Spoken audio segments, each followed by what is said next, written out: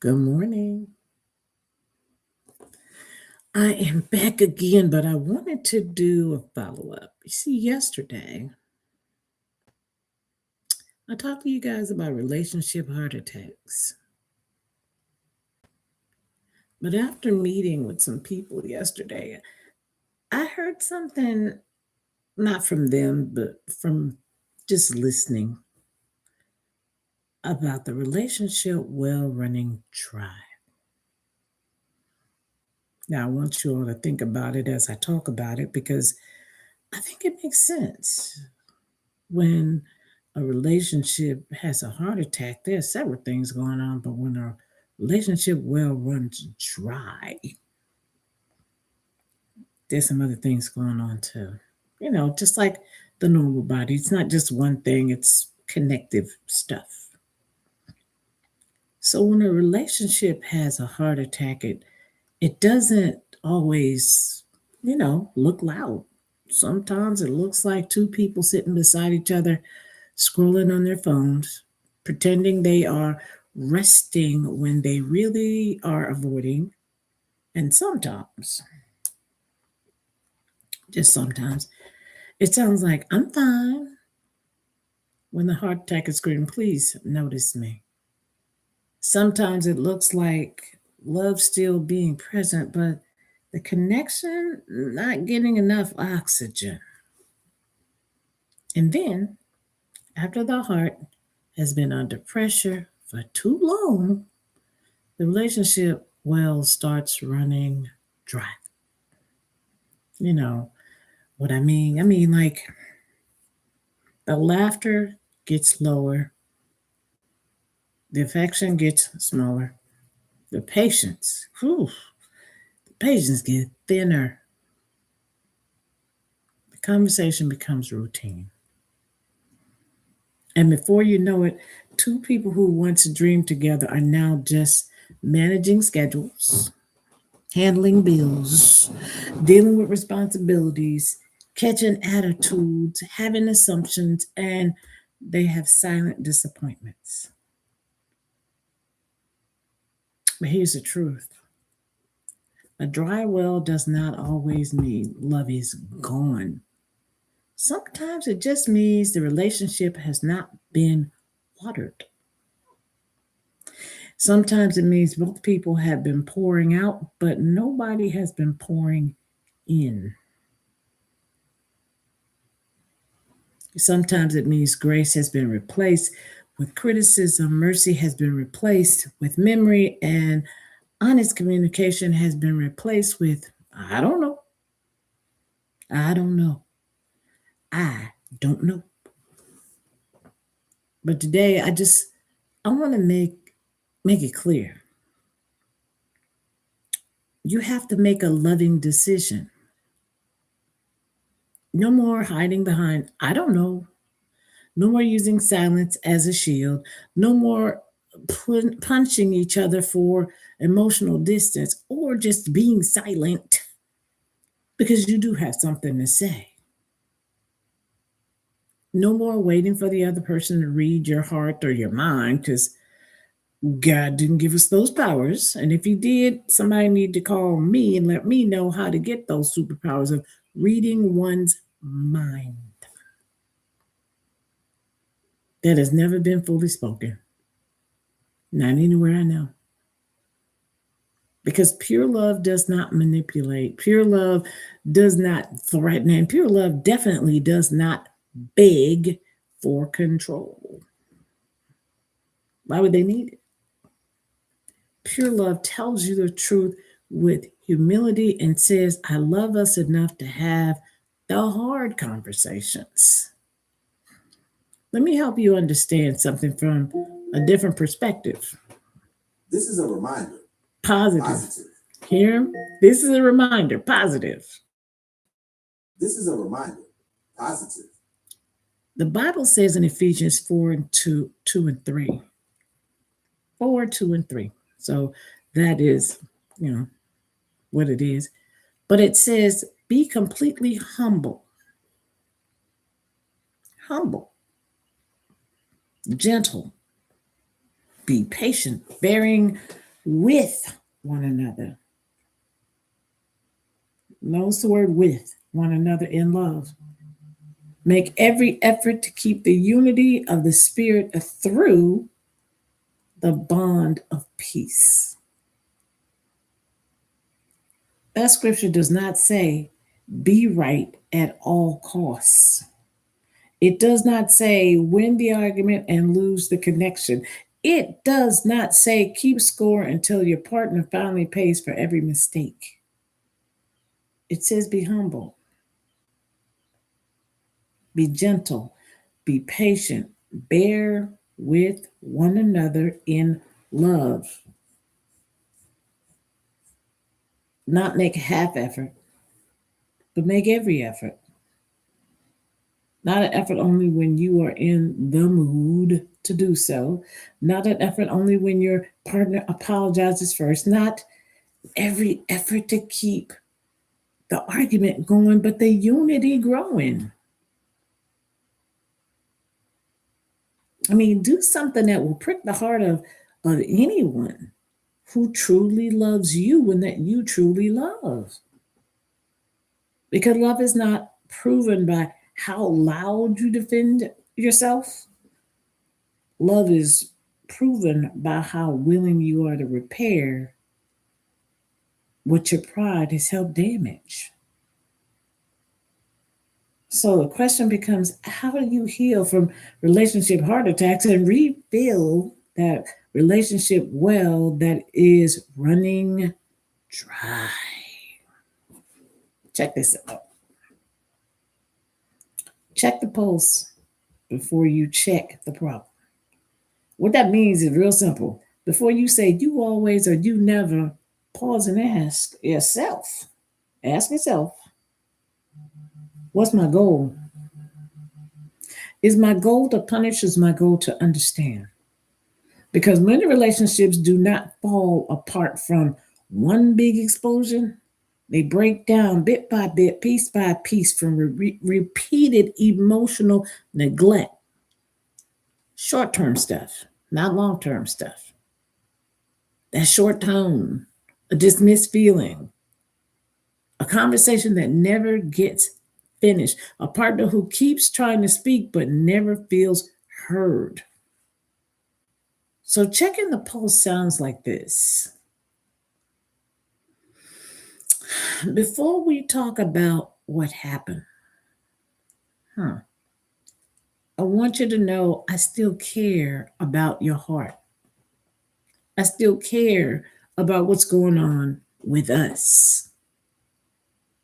You see, that sentence changes the atmosphere in the room. That sentence lowers the defensiveness of the person you're trying to talk to. It says, I'm not coming to attack you, so don't put your defenses up. I'm coming to understand you.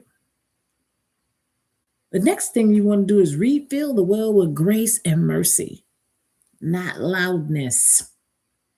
Grace says, I will not reduce you to your worst moment. Mercy says, I will not use your weakness as a weapon.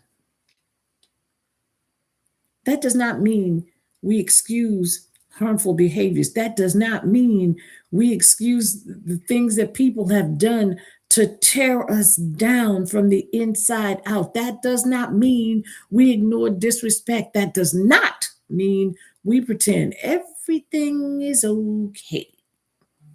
That's not what that means. It means we choose healing over humiliation, and we choose stop bringing up old wounds every time a new issue appears. But if you haven't healed from the old wound, if you haven't even discussed the old wound, if the old wound keeps getting pushed in the back of the closet, it's going to keep coming up until when? Until the surgery is done and the healing has begun. Because some couples are not arguing about today, they're arguing about yesterday. They're arguing about the pain 5 years ago. They're arguing about the pain 20 years ago. They're arguing about something that was never resolved. It's like wearing the same clothes over and over and over and over because you don't have any more clothes. Refilling that well requires new water, not the old water, not the stagnant water, not the water with the green slime in it. No words, no patience, no effort, no honesty, no tenderness, just dirty water. Somebody trying to sludge through, walk through, crawl through dirty water. So try something different. I do not want to keep fighting from old pain. That's not what you want to do. You want to heal from it. You want to be willing to listen differently. And if you are willing to listen differently, you are going to be willing to speak honestly. I'm sorry is not enough. You see, you're giving a person grace with boundaries. You're giving a person mercy with maturity when you don't fight from the old pain place, when you want to heal from it, and when you're willing to listen differently. Ask for more without demanding control. See, there's a holy difference between asking for what you need and trying to control how someone else responds. Coercion says, if you love me, you would do, you pick out whatever your this is, I'm on this side of the camera. Pressure says, you better change or else. That sounds like a threat. Arrogance says, my needs matter more than yours. That sounds selfish as hell. But love says, I want to share something with you, not to blame you, but because I want us to get closer. Then be specific. You see, we spend a whole lot of time hopping around trying not to hurt people's feelings, but some people don't. They just say stuff. Examples, I was a part of an event and somebody was saying something to someone else and they had no regard to that person's feelings. They had no regard to that person's level of profession. They had no regard to anything but themselves. Do not say you never care because no. I feel most love when you check in with me during the day. See, that's a whole different thing. Do not say you are emotionally unavailable. See, you're trying to sound bougie. Why don't you try this? I would like us to have 20 minutes this week where we talk without phones, without rushing, and without shutting down. And for God's sakes, do not say you need to change. That's a hard one. Try, I'm asking for more consistency, more tenderness, and more honest communication because I still believe in us. You see, what happens is this becomes powerful. See, powerful in refilling your well, in recovering from that relationship heart attack. I'm asking, not pushing, not pulling, asking for more consistency, more tenderness, and more honest communication because I still believe in us. Not me, not you, us. And that's powerful. It's not weak, it's not pushy, it's not arrogant, and it shows mercy and grace. But it also shows a growing heart asking to be loved with clarity. When your partner says, I don't know, do not attack them. Invite them to respond. I understand you may have the perfect words right now. You may not have those perfect words right this second, but can you give me one honest sentence? Are you hurt? Are you tired? Are you afraid? Are you unsure how to fix this? Because, see, you just gave them some options. Because sometimes I don't know means I'm overwhelmed. Sometimes it means I do not want to say the wrong thing. And sometimes, let's be human, it means I have never been taught how to talk about my feelings. Let's be honest, some of us are great communicators and we can talk about our feelings all day and nothing is going to stop us. And then there are those who are like a book that's never been opened. Love cannot heal what both people refuse to name. Those are just facts. So today, woo, May 18th, 2026, we're here. We're here. Let this be your reset. If your relationship has had a heart attack, don't declare it dead just yet. Start CPR. Now, you know what CPR is if you watched my last video. But if you don't, well, CPR is connection, patience, and repair. If your relationship well is running dry, do not just stare at the emptiness. Pick up the bucket together. You know what that bucket has in it? Honesty, grace, mercy, tenderness, accountability, prayer, and pure love. And try saying this. You can come back to this video anytime to practice. We may be tired, but we are not finished. We may be hurting, but we are not hopeless. We may need help, but we are still worth healing. I'll say that again because you know what? It sounds beautiful. Listen to it. We may be tired, but we are not finished. We may be hurting, but we are not hopeless. We may need help. Oftentimes we do, but we are still worth healing. Because when two people who know and love each other decide to stop protecting pride and start protecting the connection, the heart can beat again. That's your CPR. And the well can be revealed. Not by force, not by fear, not by control, but by grace, mercy, open, honest communication,